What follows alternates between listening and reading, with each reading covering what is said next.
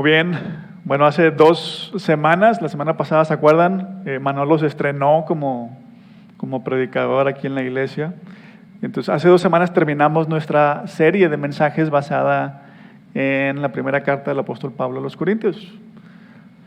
Y esta mañana vamos a comenzar una nueva serie basada en el libro de Génesis.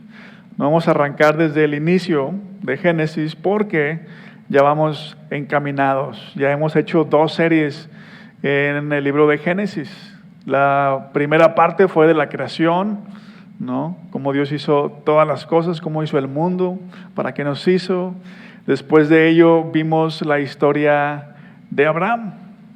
Y esta mañana vamos a arrancar esta serie a partir del capítulo 23, todo el capítulo entero, versículo 1 al versículo 20 de Génesis. Así que escuchen con atención, veamos lo que Dios tiene para nosotros en esta porción de su palabra. Génesis 23, comenzando en el versículo 1, dice: Sara vivió 127 años y murió en Kiriat Arba, es decir, en la ciudad de Hebrón, en la tierra de Canaán. Abraham hizo duelo y lloró por ella.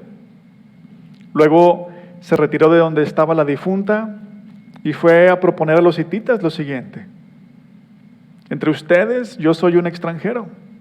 No obstante, quiero pedirles que me vendan un sepulcro para enterrar a mi esposa. Los hititas le respondieron: escúchenos, Señor. Usted es un príncipe poderoso entre nosotros. Sepulte a su esposa en el mejor de nuestros sepulcros. Ninguno de nosotros le negará su tumba para que pueda sepultar a su esposa.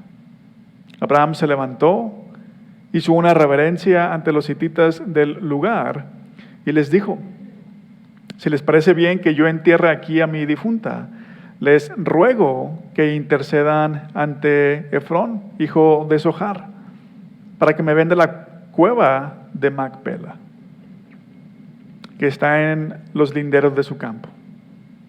Díganle que me la venda en su justo precio, y así tendré entre ustedes un sepulcro para mi familia.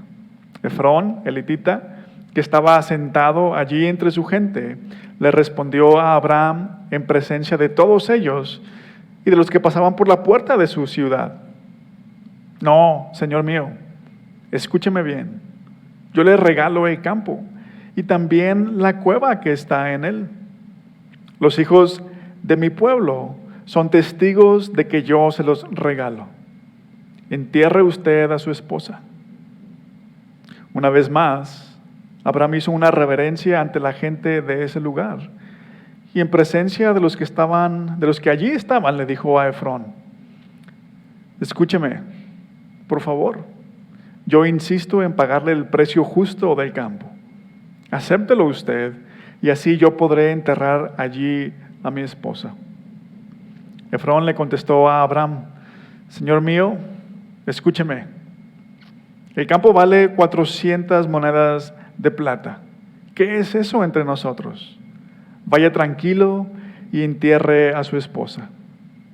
Abraham se puso de acuerdo con Efrón y en presencia de los hititas le pagó lo convenido, 400 monedas de plata, moneda corriente entre los comerciantes. Así fue como el campo de Efrón, que estaba en Macpela, cerca de Mamre, pasó a ser propiedad de Abraham, junto con la cueva y todos los árboles que estaban dentro de los límites del campo. La transacción se hizo en presencia de los hititas y de los que pasaban por la puerta de su ciudad. Luego, Abraham sepultó a su esposa Sara en la cueva del campo de Macpela, que está cerca de Mamre, es decir, en Hebrón, en la tierra de Canaán. De esta manera, el campo y la cueva que estaban en él dejaron de ser de los hititas y pasaron a ser propiedad de Abraham para sepultura. Vamos a orar a nuestro Dios y Padre, esta es tu palabra que va a permanecer para siempre. Este mundo tal como lo conocemos se va a acabar, pero tu palabra va a perdurar.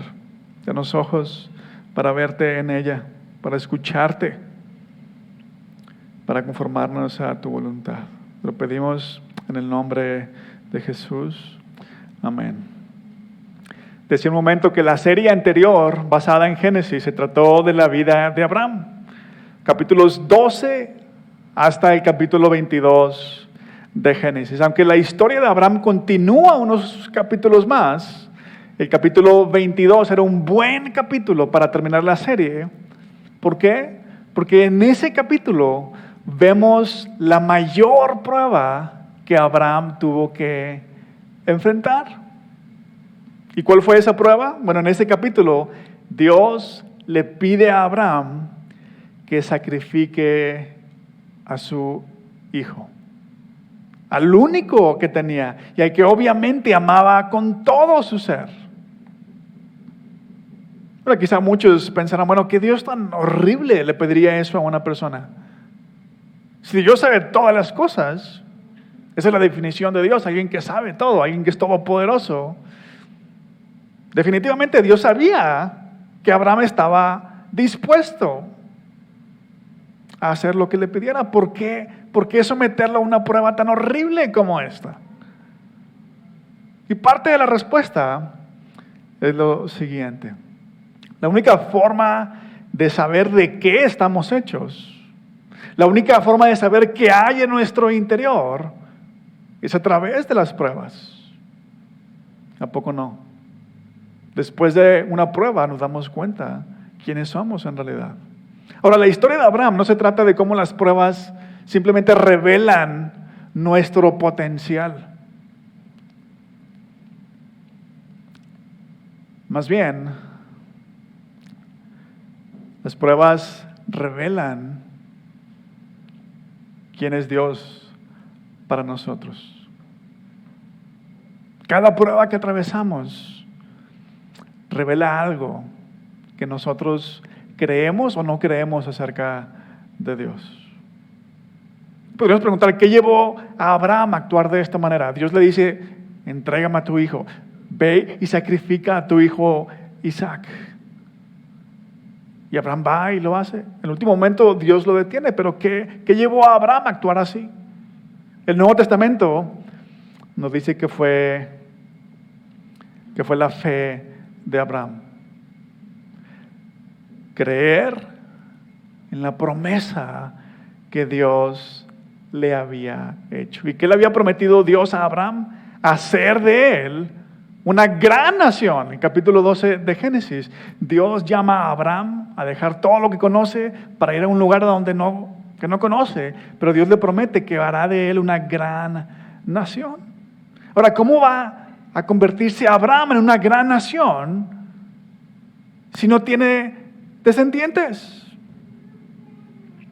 El Nuevo Testamento, el libro de Hebreos, capítulo 11, versículo 19, nos dice exactamente lo que Abraham estaba pensando. Dice el autor de Hebreos, consideraba a Abraham que Dios tiene poder hasta para resucitar a los muertos. Y así, en sentido figurado, recobró a Isaac de entre los muertos. Todo lo que nos pasa en la vida son momentos que revelan no solamente quiénes somos, sino quién es Dios para nosotros. Si vamos a confiar en sus promesas, en su amor, en su poder, o si vamos a confiar en nosotros mismos, en nuestras formas de resolver las cosas. Génesis 23 nos muestra cómo incluso un funeral es una oportunidad para confiar en las promesas de Dios. Si algo nos ha enseñado, si algo nos enseña la historia de Abraham hasta aquí, es que Dios es un Dios que cumple sus promesas. Por eso podemos confiar en Él. Por eso podemos cambiar nuestras prioridades. Y ahorita veremos por qué eso es relevante. Y esta historia, de manera muy simple, nos enseña dos cosas. Nos enseña el curso normal de la vida y nos muestra un curso alterno. El curso normal de la vida, pero también un curso alterno. Vean, este capítulo, Génesis 23, se trata de la historia de la muerte de Sara, la esposa de Abraham. Ahora, ¿qué podemos tú y yo aprender de la historia de esta mujer a quien no conocimos y quien vivió hace miles de años? Bueno, la historia de Sara. En la historia de Sara podemos ver el curso normal de la vida, podríamos decirle. El capítulo comienza diciendo en los versículos 1 y 2, Sara vivió 127 años y murió en Kiriat Arba, es decir, en la ciudad de Hebrón, en la tierra de Canaán. Abraham hizo duelo y lloró por ella. Ahora, ¿por qué mencionar la edad de Sara?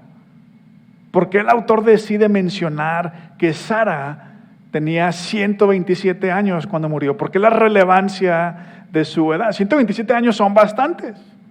Sara vivió una larga vida y eso es bien importante en la Biblia. Cuando alguien vive una larga vida, es la forma de Dios, de la Biblia, de decirnos que esa persona vivió una vida bendecida por Dios. Es verdad, si regresamos unos cuantos capítulos en el libro de Génesis, los primeros capítulos de Génesis, las personas vivían muchos más años, pero todo eso cambió después del diluvio. Antes del diluvio, nos encontramos a personas que vivían 400, 500, 600, 800 años. Pero después del diluvio, todo eso cambió. La expectativa de vida disminuyó drásticamente. En algún punto Dios dice que el ser humano ya no va a vivir más de 120 años. Pero aquí tenemos a Sara, que vivió 127 años. El que Sara haya vivido 127 años es señal de bendición. Dios bendijo a Sara. Ahora, esto es bien importante. Sara fue una mujer bendecida por Dios, pero esto no significa que ella nunca tuvo problemas. Si conoces un poco la historia, entonces sabes que Sara no podía tener hijos. Sara era estéril y eso era una desgracia en aquella cultura, en aquel tiempo, porque el valor de una mujer estaba prácticamente en la habilidad de procrear. ¿Por qué? Porque la familia era sumamente importante. Y una mujer que no puede tener familia, la gente decía, pues como que no sirve mucho. Y esta era la condición de Sara. Además de ser estéril, Abraham, su esposo, la puso en riesgo a ella en varias ocasiones por miedo a otros. Por lo menos en 2 ocasiones, Abraham dice que Sara, su esposa, es su hermana. ¿Por qué? Bueno, Sara era muy hermosa. Y por miedo a otros hombres, por miedo a que otros hombres vieran a Sara y se la quisieran quitar a Abraham, dice, no, estos hombres me van a matar y se van a quedar con mi esposa. Él decía que Sara era su hermana. Imagínate. Ahora, mientras Sara fue estéril, se le ocurrió una gran idea. Ella sabía que Dios le había prometido a Abraham hacer de él una gran nación. Y eso significaba que Dios le iba a dar descendientes a Abraham. Como ese descendiente no llegaba, o esos descendientes no llegaban, a Sara se le ocurre una gran idea y le dice a Abraham, oye, pues si Dios te va a hacer te va a convertir en una gran nación y necesitas descendientes, pero no han llegado, acuéstate con mi sirvienta. Tal vez así van a llegar tus descendientes. Y legalmente, el hijo que tengas con mi sirvienta va a ser mío. Eso se podía hacer en aquel tiempo. Y esto trajo un montón de dolores de cabeza para Sara. Porque cuando la sirvienta se da cuenta que está embarazada, comienza a despreciar a Sara. Claro, porque ella llevaba al hijo de Abraham y Sara seguía siendo estéril. Sin embargo, escuchen, a pesar de todo esto, después de esperar muchos años, es más, cuando humanamente era imposible, Sara queda embarazada. Dios, eso significa una cosa, que Dios cumplió la promesa de darles un hijo. El hijo de la promesa llegó. Vean, Dios no desechó ni a Abraham ni a Sara, a pesar de que ellos no confiaron en Él. A pesar de que ellos le fallaron, le fueron infieles a Dios, Dios les mostró su fidelidad a ellos. Abraham tenía 100 años y Sara 90 cuando nació Isaac. Y esta historia nos dice que Sara murió a los 127 años. Esto quiere decir que Sara todavía, aunque tuvo a Isaac a los 90, disfrutó a su hijo por 37 años. Ve la bendición de Dios. Ahora, algunos dirán, bueno, 37 años no son muchos, pero a ninguno de nosotros nos toca decidir cuántos años vamos a vivir. Lo que nosotros debemos de ver en la historia es que por más difícil que parezca la vida, Dios no nos ha abandonado. Dios está con nosotros, ahí está presente. En un sentido, este es el curso de la vida para todos. De hecho, si lo pensamos, las cosas no han cambiado. No existe una vida libre de problemas, libre de dolor, libre de penas, libre de sufrimiento. Aún cuando Dios nos bendice, nunca debiéramos pensar que porque estamos sufriendo, que porque estamos batallando con algo, Dios se ha olvidado de nosotros. Tal vez nuestros problemas son diferentes de aquellas personas en aquel tiempo, diferentes de otras personas en nuestro tiempo. Pero es más, vean, aunque los problemas son diferentes de otras personas en otros tiempos, incluso en nuestros tiempos, Abraham todavía tiene que hacer lo mismo que hacemos nosotros en nuestro tiempo. Él tiene que hacer los arreglos funerales. Lo mismo que haría cualquier persona en nuestro tiempo. Él también hizo duelo y lloró por su esposa. Pero nada de eso significaba que Dios se había olvidado de él. Ahora, quizá no muchos pensemos que lo que acabo de decir es interesante, es algo nuevo, algo novedoso. Así es la vida y punto. A veces nos pasan cosas buenas, a veces nos pasan cosas malas. Y un día todos nos vamos a morir, así que lo mejor que podemos hacer es disfrutar la vida. ¿Cuántas personas no piensan así? Lo mejor que puedes hacer es disfrutar la vida, porque no sabes cuánto tiempo vas a estar aquí. Así que podemos vivir así. De hecho, por eso le pongo a este primer punto el curso de la vida o el curso normal de la vida. Podemos vivir de esta manera o podemos vivir como Abraham nos muestra en el resto del capítulo. Podemos vivir un curso alterno.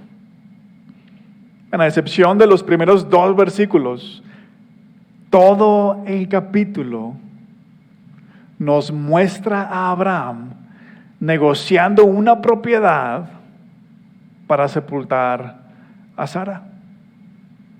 20 versículos tiene el capítulo. Y 18 de estos 20 nos hablan de Abraham negociando esta propiedad para sepultar a Sara. El autor nos está diciendo que esto es sumamente importante. Bien importante. ¿Por qué? Bueno, cuando leí el pasaje, cuando leí la historia, esto me hizo pensar en algunas personas en nuestro tiempo, que cuando fallece un ser querido, construyen lápidas o nichos impresionantes, algunos hasta mausoleos, una casita que parece un oratorio, ¿no? Me hizo pensar en estas personas. Y me hizo preguntarme, bueno, ¿por qué la gente hace eso? La persona que murió no lo va a ver. No importa qué tan bonita esté la lápida, un nicho, un mausoleo, el difunto no va a estar más cómodo. ¿Por qué la gente hace eso? Y bueno, en ocasiones es posible que hay personas que hagan esto por algún sentimiento de culpa, por algún remordimiento, por algo que no hicieron. Esta persona se los pedía y no lo hicieron cuando vivían, sienten la culpa, entonces están tratando de compensar algo en lo que le fallaron a la otra persona. En ocasiones puede ser simplemente una muestra de amor hacia esa persona. No me importa que ella no esté, pero esto que hago es una muestra de cuánto amé a esta persona.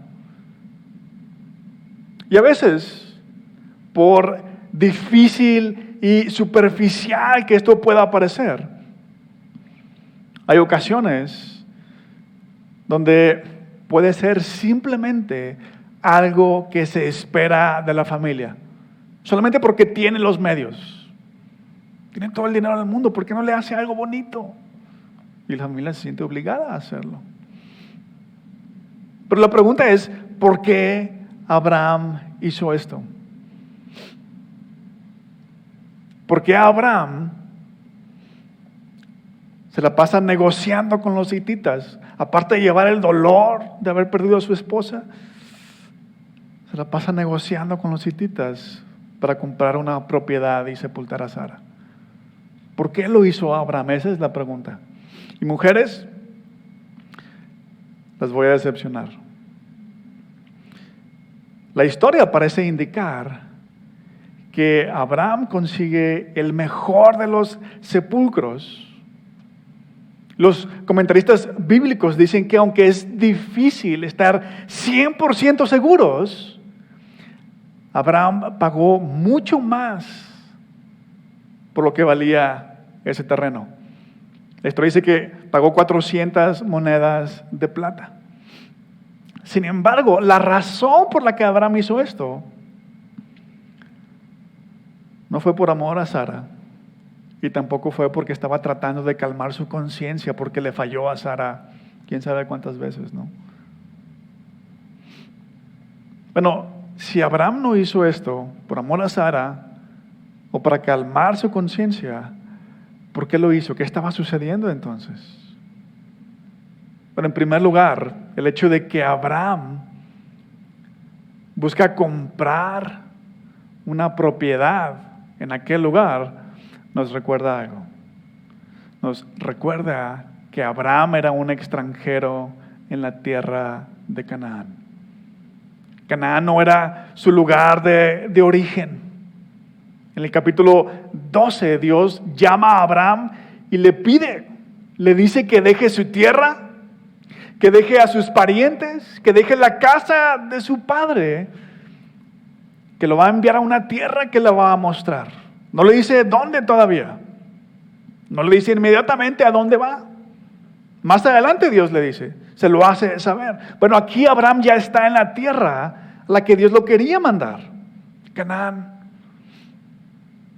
De las primeras personas que leyeron esta historia eran los judíos, que ya habían estado en la tierra de Canaán. Y los judíos, ¿saben cómo le decían a esta tierra de Canaán?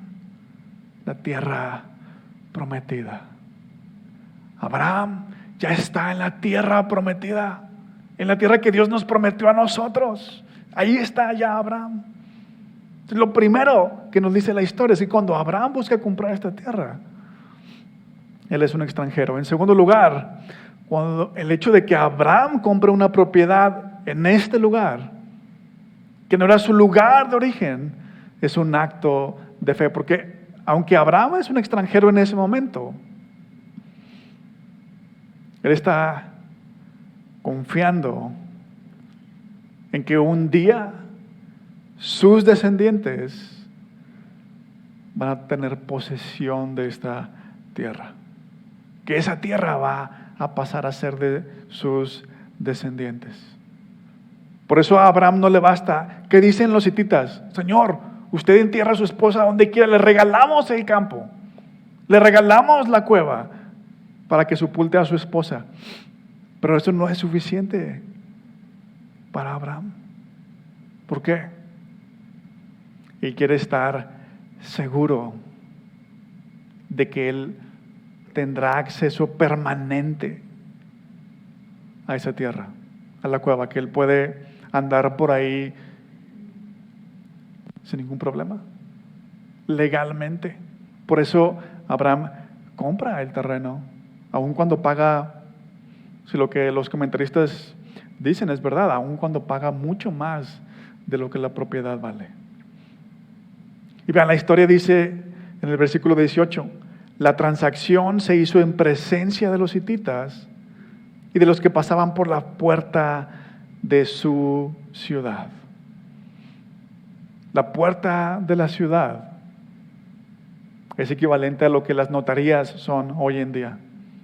Por eso hace referencia a la puerta de la ciudad. Los hititas que estaban ahí eran los dirigentes de la ciudad. Y además de ellos, vean, todos los que pasaban por la puerta de la ciudad sabían el trato que se había hecho. Abraham quería tener una seguridad legal, jurídica. Esto es mío. Por eso lo compra. Y escuchen, esto es lo que significa vivir un curso alterno. Significa vernos como Abraham, vernos como extranjeros en la tierra. Podemos entender lo que Abraham hizo de dos maneras. Los hititas, según la historia, si leemos el versículo 6, nos dice algo bien interesante. Los hititas veían a Abraham como alguien respetable. Escuchen lo que dice el versículo 6. Escúchenos, Señor, usted es un príncipe poderoso entre nosotros. Cuando le dicen Señor, no es solamente la formalidad con la que nos dirigimos a alguien que no conocemos, Señor o Señora. Es un título de respeto. Más aparte le dicen, usted es un príncipe poderoso entre nosotros. Ahora, un príncipe poderoso, evidentemente, tiene recursos para pagar lo que le pidieran. De hecho, el hombre que le dice que son 400 monedas entre nosotros, como si no fuera nada, ¿no? Así que podríamos pensar que Abraham, confiando en sus recursos, en lo que él puede hacer, simplemente compra la propiedad para asegurarse de que esa propiedad va a pasar a sus descendientes. Esa es una forma de entender lo que Abraham hace. Y aunque entender la historia así requiere de cierta fe, creer que no lo van a estafar, ¿no? Esa fe no es mayor que esta otra que les voy a mostrar. Regresemos a esta idea de un príncipe poderoso. La idea de un príncipe poderoso, si lo lo traducimos, lo trasladamos a nuestro tiempo, sería equivalente a alguien que la ha hecho en grande. Alguien exitoso, alguien bueno para los negocios. Y ahora, ¿qué hace alguien bueno para los negocios? Siempre gana. Nunca se deja estafar, nunca pierde. Es más, si pierde, lo hace estratégicamente para ganar más. Aún sus pérdidas son pensadas, sí, voy a perder esto, pero voy a ganar esto otro. Eso hace los príncipes poderosos. Eso hace la gente exitosa en nuestro tiempo.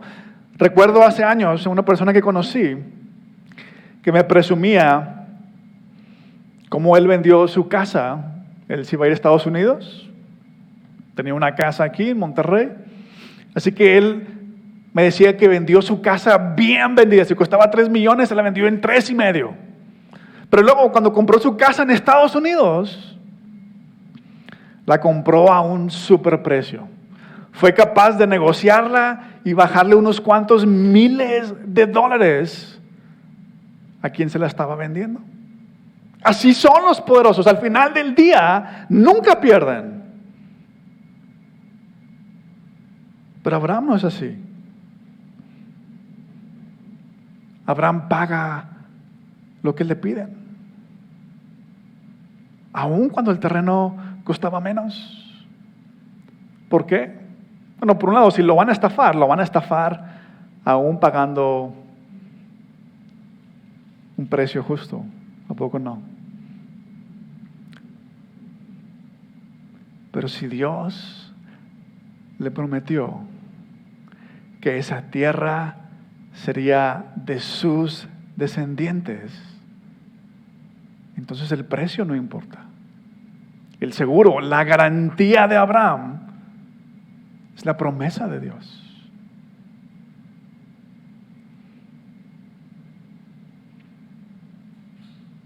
Eso es lo que significa vivir como extranjeros en esta tierra. No hacer sacrificios, no sacrificarnos para conseguir la mejor propiedad. Así vive todo el mundo. No es el sacrificio para conseguir lo mejor, sino el sacrificar lo que tenemos porque Dios nos ha prometido algo mejor. Pero no pensemos solo en términos materiales. Hay quienes se sacrifican, no necesariamente por bienes materiales, sino por el trabajo, por una persona, por el reconocimiento, que las personas me vean de cierta manera, que tengan cierta opinión de mí.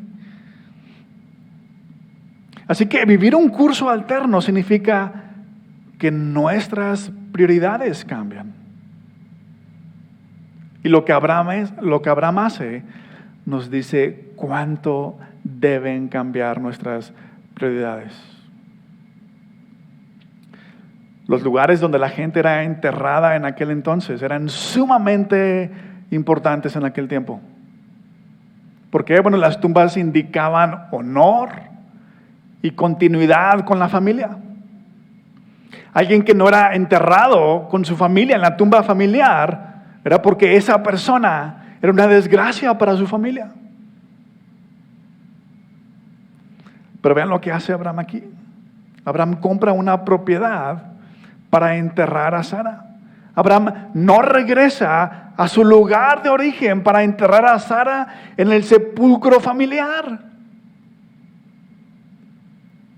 Abraham está rompiendo lazos con su familia, con su pasado. Y esto es lo que sucede cuando nos encontramos, cuando conocemos al Dios de la Biblia. Dejamos atrás nuestro pasado, dejamos atrás creencias que simplemente seguíamos por tradición. Actuar así es tener fe en Dios. Y el autor de Hebreos, capítulo 11, versículos 8 al 10, nos dice lo siguiente: por la fe, Abraham, cuando fue llamado para ir a un lugar que más tarde recibiría como herencia, obedeció y salió sin saber a dónde iba.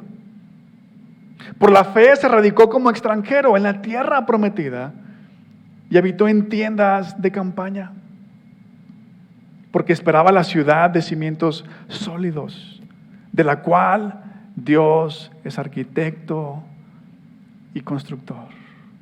¿Qué hizo Abraham actuar así? Por la fe, dice el autor de Hebreos. Pero Abraham no era nadie especial. Otro libro del Antiguo Testamento, el libro de Josué, capítulo 24, versículo 2, nos dice lo siguiente. Dice: hace mucho tiempo, Teraj y sus hijos Abraham y Nahor vivían al otro lado del río Éufrates y adoraban a otros dioses. Abraham adoraba a otros dioses, era un pagano, pero Dios lo eligió a él y le hizo una promesa. Y bien, a pesar de que Abraham le falló a Dios, Dios mantuvo su promesa para con Abraham. Y Abraham vio eso, y por eso sus prioridades cambiaron. Y cambiaron de manera radical. No regresa a enterrar a Sara con su familia. Confía en Dios. Ahora, esta historia, déjenme les digo, esta historia es solamente la sombra de la historia que nos dice a ti y a mí cómo podemos cambiar nuestras prioridades. En esta historia, Abraham paga mucho más de lo que cuesta un terreno. Se arriesga a ser defraudado. Pero el Nuevo Testamento nos cuenta la historia de alguien que sabía que iba a ser defraudado. Y no solamente se arriesgó a perder unas monedas, perdió su vida por nosotros, para salvarnos. Ven, aun cuando nuestras prioridades son un montón de cosas antes que Dios, Jesucristo dio su vida por nosotros. Y no lo hizo porque somos especiales. Lo hizo para perdonarnos. Eso significa creer en Él.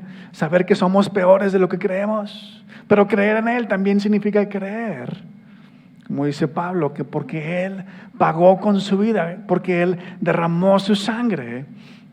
Pablo dice: en Cristo también fuimos hechos herederos. No solamente fuimos perdonados, fuimos hechos herederos. Cuando oyeron el mensaje de la verdad, el evangelio que les trajo salvación y lo creyeron, fueron marcados con el sello que es el Espíritu Santo prometido. Este garantiza nuestra herencia hasta que llegue la redención final. Ahí está nuestro seguro de vida, la obra de Jesús.